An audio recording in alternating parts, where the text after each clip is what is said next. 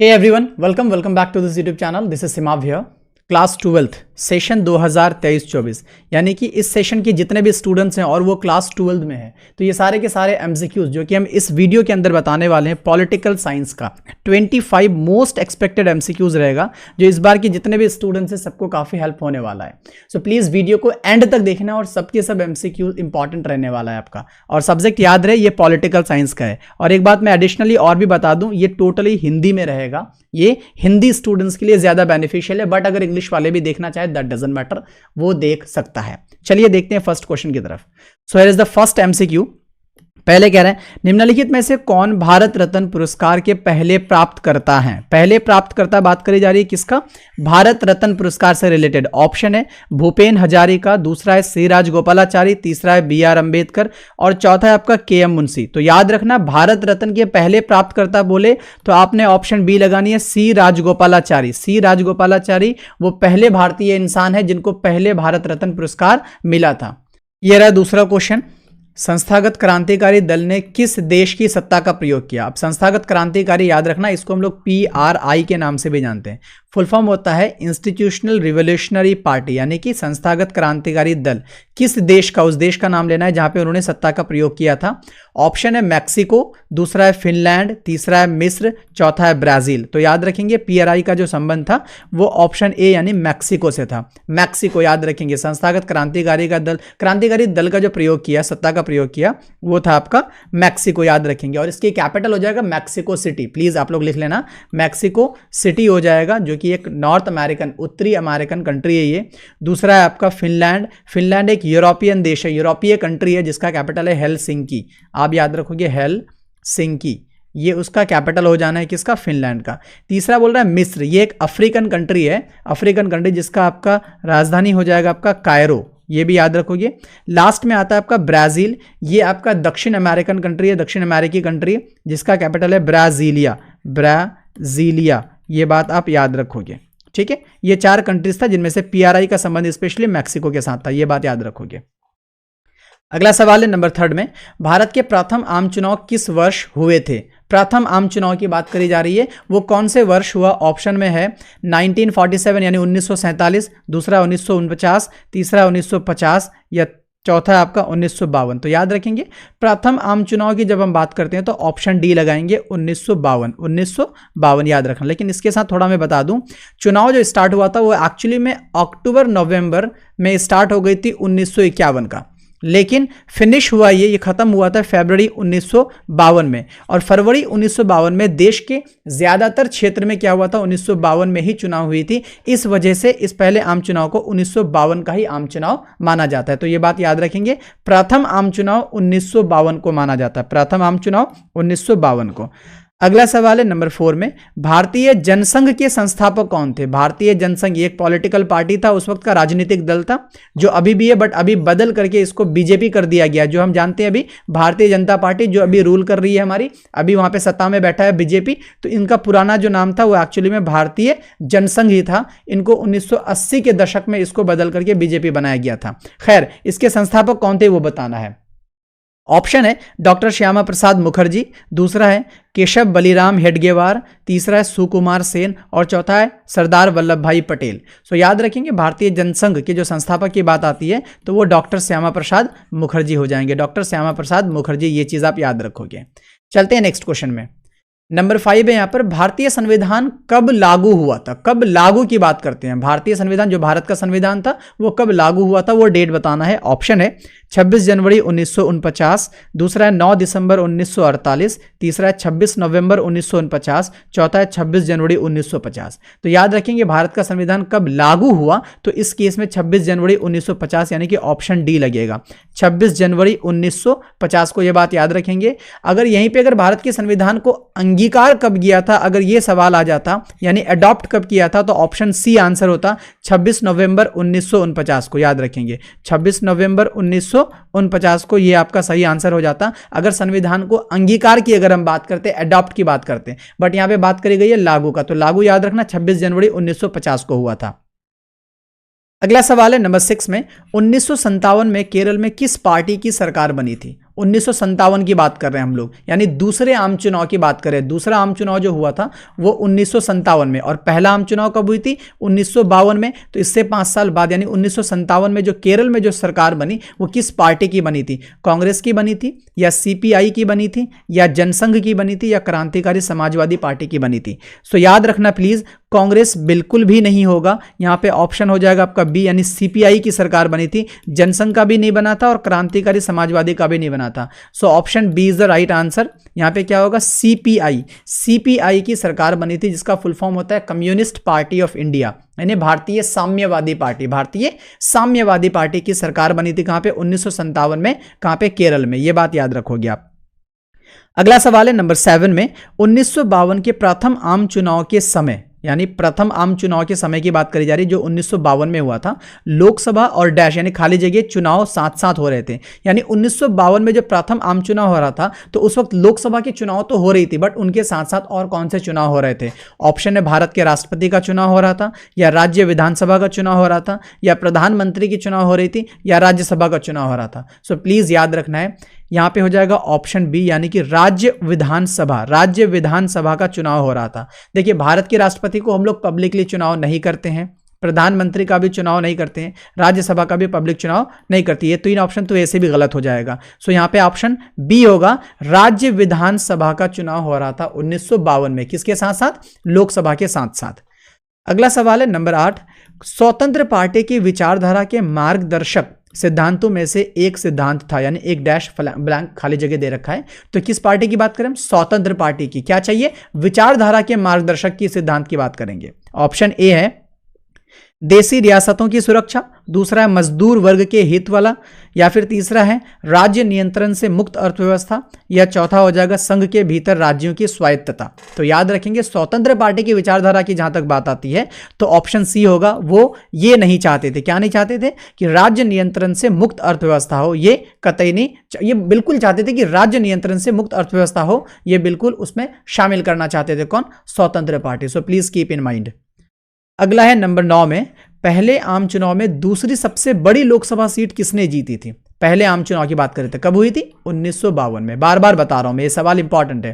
पहले आम चुनाव में 1952 में दूसरी सबसे बड़ी पार्टी, पहली पार्टी की बात नहीं करी जाए, दूसरी सबसे बड़ी पार्टी जो लोकसभा सीट जीती थी वो पार्टी कौन थी? भारतीय जनता पार्टी थी, या भारतीय जनसंघ थी, या भारतीय कम्युनिस्ट पार्टी थी, या प्रजा सोशलिस्ट पार्टी थी? तो दूसरी, पहली यहां पे ऑप्शन में भी नहीं दे रखा है, और पहली मैं बता दूं आप लोगों को एडिशनली, पहली पार्टी कांग्रेस थी। पहली पार्टी कांग्रेस थी जिन्होंने सबसे ज्यादा सीट क्या किया था? जीता था। लेकिन दूसरे नंबर पे भारतीय जनता पार्टी बिल्कुल भी नहीं, क्योंकि भारतीय जनता पार्टी तब तक था ही नहीं। उस वक्त भारतीय जनता पार्टी भारतीय जनसंघ के नाम से जाना जाता था। तो भारतीय जनसंघ और भारतीय जनता पार्टी ये दोनों तो एक ही हो गए, और ये दोनों नहीं होना है। और दूसरे नंबर पे आता है कम्युनिस्ट पार्टी और प्रजा सोशलिस्ट पार्टी। तो प्रजा सोशलिस्ट पार्टी भी नहीं होगा। ऑप्शन सी यहां पर सही होगा, वो होगा आपका CPI, यानी कि कम्युनिस्ट पार्टी ऑफ इंडिया। भारतीय कम्युनिस्ट पार्टी दूसरी पार्टी थी जिन्होंने 1952 के पहले आम चुनाव में दूसरी सबसे बड़ी पार्टी थी, यानी कि दूसरे नंबर पे सबसे ज्यादा लोकसभा सीट क्या किया था? जीत के लाया था। अगला सवाल है नंबर 10, स्वतंत्र दल का गठन कब हुआ था? यहां पे हम स्वतंत्र दल की बात कर रहे हैं, इनका गठन कब हुआ था वो डेट यानी वो साल बताना है। ए में कह रहा है 1960, दूसरा है 1956, तीसरा 1959, चौथा है आपका 1957। सो याद रखेंगे, स्वतंत्र दल की गठन की जब बात आती है तो ऑप्शन सी यानी 1959 होना है। 1959 में स्वतंत्र दल का गठन हुआ था, जिसका गठन किया था सी राजगोपालाचारी ने। सी राजगोपालाचारी ने, ये बात आपने याद रखनी है। सो प्लीज 1959 में स्वतंत्र दल का गठन हुआ था। अगला सवाल है नंबर 11, पहला आम चुनाव के बाद भारत के प्रधानमंत्री कौन बने? पहले आम चुनाव यानी कि 1952 में जो पहला आम चुनाव हुआ था उसके बाद भारत के जो प्रधानमंत्री बने वो कौन बने? ऑप्शन है सरदार पटेल बने थे, या पंडित जवाहरलाल नेहरू बने थे, या डॉक्टर राजेंद्र प्रसाद बने थे, या लाल बहादुर शास्त्री। तो आपको बता दूं ऑप्शन बी होगा, पंडित जवाहरलाल नेहरू जी पहले आम चुनाव के बाद भारत के प्रधानमंत्री बने थे। पंडित जवाहरलाल नेहरू, पंडित नेहरू, ये बात याद रखोगे आप लोग। जहां तक बात है सरदार पटेल का, तो उन्हें सबसे पहला होम मिनिस्टर बनाया गया था, ठीक है, पहले आम चुनाव के बाद। और दूसरे नंबर पे अगर डॉक्टर राजेंद्र प्रसाद की बात करेंगे, ये तब तक राष्ट्रपति यानी प्रेसिडेंट बनाए गए थे, इनको प्रेसिडेंट बना था इन्होंने। और लाल बहादुर शास्त्री की जहां तक बात है तो इनको दूसरे सेकंड नंबर पे इनको प्राइम मिनिस्टर बनाया गया था जब प्रधानमंत्री पंडित जवाहरलाल नेहरू की देहांत हो गया था 1964 में, तब इनको लाल बहादुर शास्त्री जी को क्या बनाया गया था? प्रधानमंत्री बनाया गया था दूसरे नंबर पे। सो याद रखना ये बात आप। नंबर 12 नंबर में आता है अगला सवाल है डैश यानी कि खाली जगह दे रखा है के अंत में चुनाव आयोग द्वारा इलेक्ट्रॉनिक वोटिंग मशीन का उपयोग करना आरंभ किया। इलेक्ट्रॉनिक वोटिंग मशीन को शॉर्ट में हम ईवीएम कहते हैं। इलेक्ट्रो वोटिंग मशीन ईवीएम का जो शुरुआत किया गया था चुनाव आयोग के द्वारा, वो कब आरंभ हुआ, इसका कब शुरुआत हुआ था? 1980 के अंत में, 1990 के अंत में, 2004 के अंत में या 1985 के अंत में? सो प्लीज याद रखोगे ऑप्शन बी होगा यहां पर 1990 के अंत में। 1990 के अंत में ईवीएम का शुरुआत किया गया था और यह शुरुआत किसने कराई थी? चुनाव आयोग ने करवाया था। अगला सवाल है नंबर 13, पहले आम चुनाव के बाद भारत के प्रधानमंत्री कौन बने? सॉरी, ये रिपीटेड क्वेश्चन है, मेरे ख्याल से ऑप्शन बी होगा यहाँ पर, यानी पहले आम चुनाव जो कि 1952 में हुआ था। 1952 के आम चुनाव के बाद भारत के प्रधानमंत्री कौन बने? तो पंडित जवाहरलाल नेहरू जी बने थे। अगला सवाल है नंबर 14, एक दलीय प्रभुत्व, ये काफी इंपॉर्टेंट सवाल है। एक दलीय प्रभुत्व की बात करी जा रही है जो कि भारत के किस राजनीतिक दल से संबंधित है, यानी कौन से पॉलिटिकल पार्टी से संबंधित है एक दलीय प्रभुत्व के तौर पर भारत के? ऑप्शन है भारतीय कम्युनिस्ट पार्टी या जनसंघ या भारतीय राष्ट्रीय कांग्रेस या समाजवादी पार्टी। तो याद रखेंगे जब एक दल की बात करेंगे और एक दल के प्रभुत्व की बात करेंगे तो वह नंबर 1 पे कांग्रेस ही आएगा, भारतीय राष्ट्रीय कांग्रेस ही आएगा।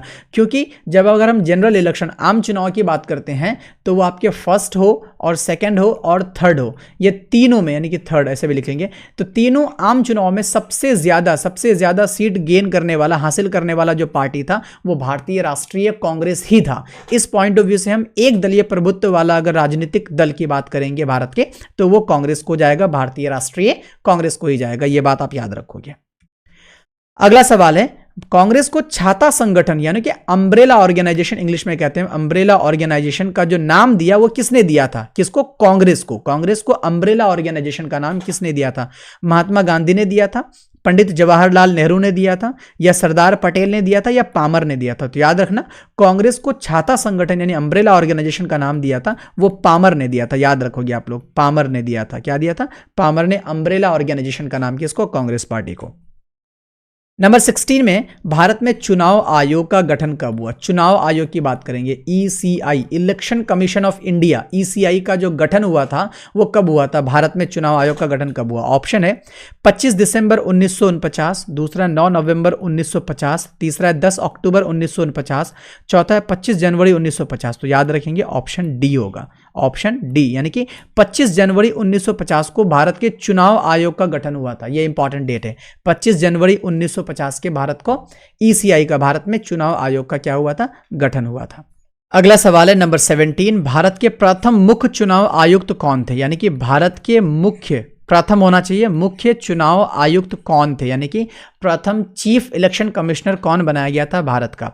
ऑप्शन है सुकुमार सेन को या एसपी सेन वर्मा को या टीएन शेषन या फिर लास्ट में टी स्वामीनाथन। तो याद रखेंगे, पहले तो ये चीज हम देख ले, यहां पे देखा अभी हमने भारत के जो चुनाव आयोग का जो स्थापना किया गया, गठन किया गया 25 जनवरी 1950 को किया गया, यानी कब करी गई? 25 जनवरी 1950 को करा गया। अब इसके बाद जो पहला मुख्य चुनाव आयुक्त बनाया गया वो ऑप्शन ए होगा, प्लीज याद रखोगे, सुकुमार सेन को बनाया गया था। सुकुमार सेन जो कि प्रथम मुख्य चुनाव आयुक्त बनाए गए थे। बट उसके अलावा अगर हम एसपी सेन वर्मा की बात करेंगे तो ये भी चुनाव आयुक्त बनाए गए थे बट बाद में बनाया गया। उन्हीं के साथ टी स्वामीनाथन को भी चुनाव आयुक्त बनाया गया था बट बाद में। जहां तक सी में अगर टी एन शेषन की बात आती है तो ये चुनाव आयुक्त तो नहीं बल्कि इन्होंने कैबिनेट सेक्रेटरी बनाया गया था भारत सरकार का, जो कि बाद में बनाया गया था। अगला सवाल है नंबर 18, चुनाव आयोग ने पहली मतदाता सूची को रद्द किया, क्यों किया था? यानी चुनाव आयोग का काम ही होता है मतदाता सूची वगैरह तैयार करना। तो चुनाव आयोग जब 25 जनवरी 1950 को क्या बना दिया?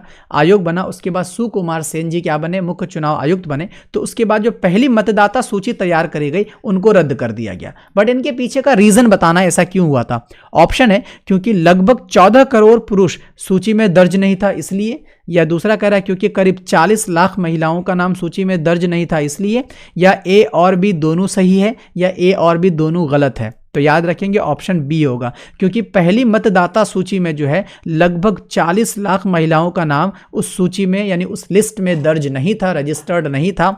इस पॉइंट ऑफ व्यू से चुनाव आयोग ने पहली मतदाता सूची को क्या कर दिया था? रद्द कर दिया था। यह बात याद रखोगे आप लोग। अगला सवाल है नंबर 19, 1952 के लोकसभा चुनाव में, यानी 1952 बोले तो पहली आम चुनाव है, ये पहली आम चुनाव, जो कि कब लड़ी गई थी, चुनाव हुई थी, वो आपके 1952 में हुआ था। तो लोकसभा की बात करें चुनाव में कांग्रेस को कितने प्रतिशत वोट मिले थे, कांग्रेस को कितने प्रतिशत, तो याद रखेंगे ऑप्शन में 45%, 65% या 55% या 35%। तो याद रखेंगे 1952 के लोकसभा चुनाव में कांग्रेस को जहां तक वोट मिली थी वो 45 यानी 45% वोट मिला था। कितना? 45% वोट मिली थी कांग्रेस को। लेकिन जहां तक सीट की बात है, याद रखना प्लीज, सीट की जहां तक बात है तो 74% सीट अकेले कांग्रेस ने क्या किया था, हासिल किया था। लेकिन वोट कम हासिल हुई थी, वोट क्या हुई थी, कम, 45% ही। जहां तक सीट का मामला है तो सीट में 74% अप्रॉक्स में, लगभग में 74% सीट अकेले कांग्रेस ने क्या करी थी, हासिल करी थी। कब? 1952 के पहले आम चुनाव में। प्लीज याद रखेंगे आप लोग। अगला सवाल है नंबर 20 में, निम्नलिखित में से किस देश में एक दलीय प्रणाली नहीं है? एक दलीय प्रणाली की बात करते हैं हम लोग। एक दलीय प्रणाली किस देश में नहीं है? ऑप्शन में है चीन में नहीं है, या क्यूबा में नहीं है, या लाओस में नहीं है, या फिर जर्मनी में नहीं है। तो याद रखेंगे एक दलीय प्रणाली की जब बात आती है इन 4 ऑप्शन में तो जर्मनी एक ऐसा देश मिलेगा यहां पे जहां पे एक दलीय प्रणाली नहीं है। बाकी चाइना में एक दलीय प्रणाली है, उसी तरह क्यूबा में भी एक दलीय प्रणाली है, और लाओस में भी एक दलीय प्रणाली है, लेकिन जर्मनी में एक दलीय प्रणाली बिल्कुल भी नहीं है। सो इस क्वेश्चन का आंसर ऑप्शन डी होगा। बट एडिशनली यहां पे मैं एक बात बताना चाहूंगा, चाइना की जब हम कैपिटल की बात करते हैं तो वो बीजिंग हो जाता है, ये बात आप याद रखोगे। दूसरा, अगर हम क्यूबा की बात करेंगे तो क्यूबा का कैपिटल हवाना हो जाएगा। क्या होना है? हवाना। और लाओस की बात करेंगे तो लाओस का कैपिटल वियनत्यान हो जाएगा, वियनत्यान हो जाएगा लाओस का कैपिटल। और जर्मनी का तो मैक्सिमम को पता होगा जो कि बर्लिन है, जर्मनी का कैपिटल क्या हो जाएगा, बर्लिन है। और इन 4 में से एक और ऑप्शन है यहाँ पे क्यूबा, सॉरी ऑप्शन तो क्यूबा ही है। इसका एक और एडिशनल बताता हूं, क्यूबा को चीनी के कटोरा का भी नाम जाना जाता है, चीनी का कटोरा, ये निकनेम में इस नाम से भी जाना जाता है, चीनी का कटोरा, sugar ball of the world कह सकते हैं, क्या कह सकते हैं, चीनी का कटोरा के नाम से भी हम किसको जानते हैं, क्यूबा को जानते हैं, शुगर बॉल के नाम से। अगला सवाल है नंबर 21 में, कांग्रेस सोशलिस्ट पार्टी का जो गठन हुआ था कांग्रेस के भीतर, कांग्रेस सोशलिस्ट पार्टी, देखना यहां पर याद रखोगे आप लोग, डैश में युवा नेताओं के एक समूह द्वारा किया गया था जो अधिक समतावादी कांग्रेस चाहते थे। यानी कांग्रेस सोशलिस्ट पार्टी की बात कर रहे हैं, इनका गठन कांग्रेस के अंदर ही हो गई थी और उनका जो गठन किया गया था कुछ युवा नेता मिलकर के किया था जो कि वो कांग्रेस को थोड़ा ज्यादा समतावादी, एगैलिटेरियन चाहते थे। तो सवाल ये कि उनका गठन कब हुआ, 1934 में हुआ था, 1948 में हुआ था, 1952 में हुआ था, या 1959 में? सो प्लीज याद रखेंगे 1934 में हुआ था। ऑप्शन ए आपका सही होगा। कांग्रेस सोशलिस्ट पार्टी का गठन 1934 में खुद कांग्रेस के भीतर कुछ युवा नेताओं ने मिलकर के किया था जो अधिक समतावादी चाहते थे, थोड़ा ज्यादा एगैलिटेरियन चाहते कि कांग्रेस को बनाना चाहते थे। अगला नंबर 22 है, इंडिपेंडेंट लेबर पार्टी का गठन किसने किया था? इंडिपेंडेंट लेबर पार्टी का गठन किसने किया था? ऑप्शन है राम मनोहर लोहिया, यहां पे लोहिया होना चाहिए, मेरे ख्याल से लोहिया मिस्टेक है, थोड़ा सा यहाँ पर प्रिंट मिस्टेक है। दूसरा है सरदार पटेल, तीसरा है डॉक्टर अंबेडकर, चौथा है आचार्य नरेंद्र देव। तो याद रखेंगे इंडिपेंडेंट लेबर पार्टी की जहां तक बात आती है तो ऑप्शन सी होगा, जो कि डॉक्टर BR अंबेडकर ने इंडिपेंडेंट लेबर पार्टी का क्या किया था, गठन किया था। यह बात आप याद रखेंगे। अगला सवाल है नंबर 23 में, केंद्र सरकार ने केरल की साम्यवादी सरकार को कब बर्खास्त किया? केंद्र सरकार ने, केरल में CPI की सरकार बनी थी, ये हम कुछ देर पहले देखे, ठीक है। अब वहां पे केंद्र सरकार ने इस CPI की सरकार को बर्खास्त कर दिया, उसको वहां पे खत्म कर दिया। तो उसको करा कब था, ये डेट साल बतानी है। ये कब हुआ था? 1956 में हुआ था, या 1957 में हुआ था, या 1958 में हुआ था, या 1959 में? तो आपको बता दूं केंद्र सरकार ने केरल की जो साम्यवादी को बर्खास्त किया था वो 1959 में किया था। ऑप्शन डी हो जाएगा। लेकिन ये बात भी याद रखना साथ साथ, सरकार बनी थी 1957 में, सरकार बनी थी 1957 में, और उसके 2 साल बाद ही कांग्रेस ने क्या कर दिया, केरल की साम्यवादी सरकार को बर्खास्त कर दिया था। बट क्यों किया था, इससे रिलेटेड क्वेश्चन मेरे ख्याल से आगे मिलने वाला है। चलो पहले ही मिल गया अभी नंबर 24 में कि केंद्र सरकार ने संविधान के किस अनुच्छेद के तहत केरल की साम्यवादी सरकार को बर्खास्त किया था। अभी हमने कुछ देर पहले पढ़ा कि केंद्र सरकार ने केरल की साम्यवादी सरकार को बर्खास्त किया। कब किया था? 1959 में, 1959 में करी थी। बट कोई भी सरकार अगर कोई भी काम करती है तो हमारा जो भारत है, भारत में देश जो चल रही है, सरकार जो चल रही है, वो टोटली संवैधानिक तरीके से चल रही है। बट कोई भी काम करेंगे वो संविधान में जब तक लिखा हुआ नहीं रहेगा तब तक कोई भी सरकार ये ऐसा काम कुछ भी नहीं कर सकती है जिससे देश की आस्था को ठेस पहुंचे।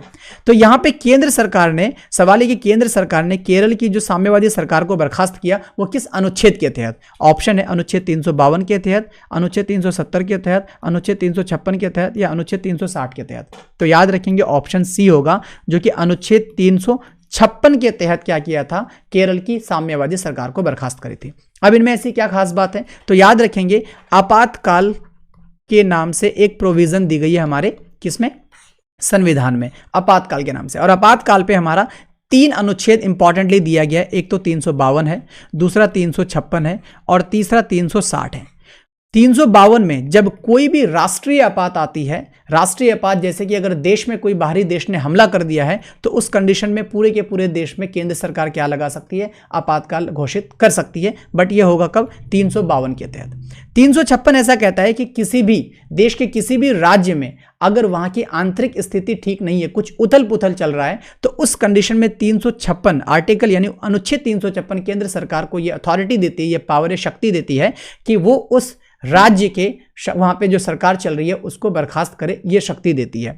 तो हमारे अगर यहां पे देखा जाए क्वेश्चन में तो 356 को यूज किया गया था क्योंकि केंद्र सरकार को यह महसूस हुआ कि केरल में जो वहां की जनता है वहां पे कुछ सही नहीं चल रहा है, वहां काफी उथल पुथल चल रहा है। इस बेस पे वहां पे राष्ट्रपति शासन को लागू करके, इसे राष्ट्रपति शासन के नाम से भी जानते हैं, तो 356 आर्टिकल या राष्ट्रपति शासन लागू करके वहां की सरकार को बर्खास्त कर दिया।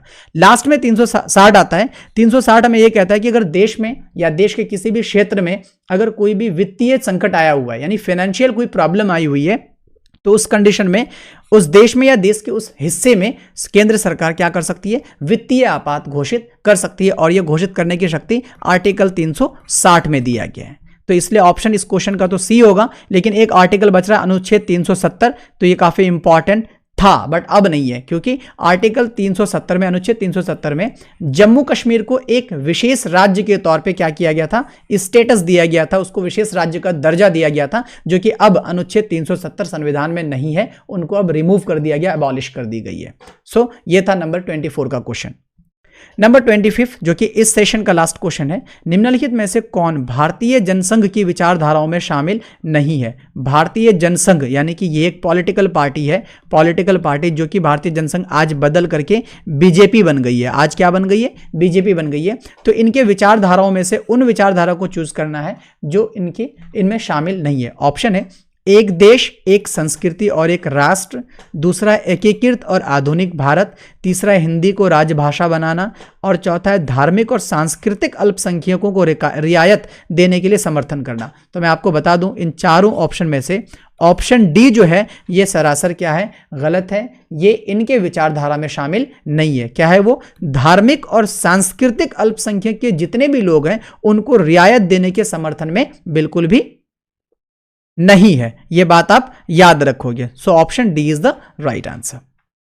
So thank you so much for watching the entire video. तो आपसे रिक्वेस्ट है, और ये पहली वीडियो थी, मेरे ख्याल से इसके बाद और सब्जेक्ट्स के वीडियो आएंगे। ये पॉलिटिकल साइंस का था, उसके साथ साथ हिस्ट्री, ज्योग्राफी का भी आएगा और ऑन टाइम आना है। तो आपसे रिक्वेस्ट है कि अगर इस चैनल पे नए हो तो प्लीज़ चैनल को सब्सक्राइब करें और दूसरे स्टूडेंट्स को भी भेजें जो खास तौर से इस बार आपके क्लास 12th में है और वो स्पेशली CUET की अगर तैयारी करना चाहते हैं या फिर कर रहे हैं तो प्लीज़ इस चैनल पर उन्होंने क्या कर ले, सब्सक्राइब कर लें, क्योंकि यहाँ पर भी मटेरियल बहुत जल्द CUET, स्पेशल CUET लेकर के भी आने वाले हैं। तो बस इतना ही। Thank you so much.